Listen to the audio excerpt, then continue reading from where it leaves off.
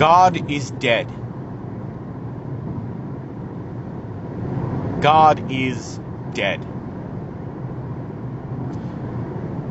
This was a declaration made in the late 1800s by a philosopher by the name of Friedrich Nietzsche, that God is dead. And part of what led into this declaration of his was his observation of the world around him, of culture and society. That more and more he observed that it seemed as if people were living as if God is dead. In other words, as if the existence of God has no bearing on their lives, on the way they choose to live, and on their ethical and moral decisions. That it seemed to make less and less difference in their life. But God is dead.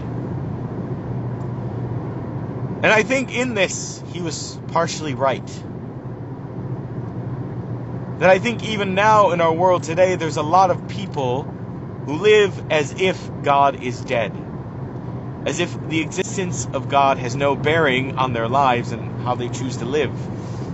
Not just people outside the church, but even people within the church who come to church on Sundays. Live as if God is dead. But this is not a new problem for humanity. I talked a little bit about last week in my Palm Sunday homily that in the beginning of creation, the biblical account of the fall of humanity,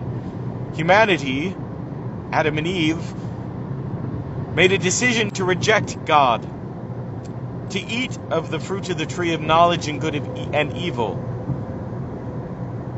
As in, they decided that we can choose for ourselves what is good and evil, what is right and wrong, that we don't need God to decide for us, to tell us what is right and wrong, good and evil. That we will decide for ourselves. That we will become like gods. In other words, we can reject God and demand the death of God. And so it was in a garden that humanity declared the death of God. The Garden of Eden. And so the dead God is laid in the tomb in a garden. That God is dead in a tomb in the garden. But the amazing thing is, what we celebrate today is that this death of God does not have the final word. But the word of life does. That what we celebrate is that God is stronger than death. That he resurrects. That he conquers death.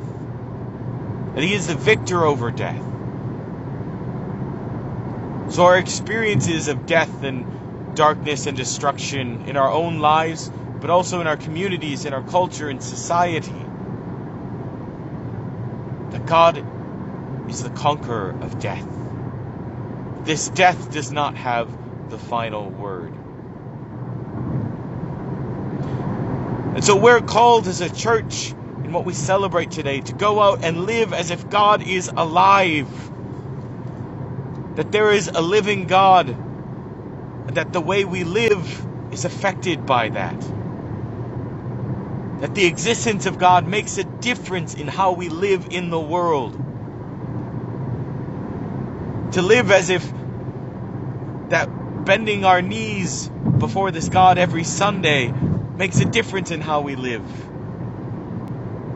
Because it's not about bending God to our own will, to picking and choosing the pieces of faith or the pieces of the church's teaching or Christianity, the teachings of God that we like, but rather it's about bending our will to something, to someone greater.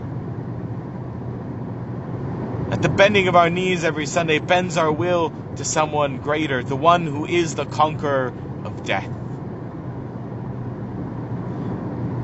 Because it's only in bending our will to him, the only one who has ever conquered death, that we will be able to transform the world and bring life to the world by living for Him, the only one who can give life to the world.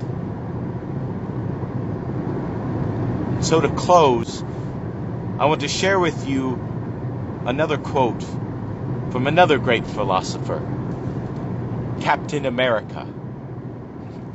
Yes, the fictitious superhero Captain America. That in one of the stories of Captain America, him and some other superheroes are faced with some difficult circumstances, where it seems as if the entire world and culture and society is against them when they're trying to do what is right. And so, Captain America is giving a pep talk to one of his fellow superheroes, a word of encouragement. And he says to him, "It doesn't matter if the whole world or the country or the press say something is right when it is wrong or something is wrong when it is right. But rather, we need to stand up for what is right, regardless of the odds or consequences.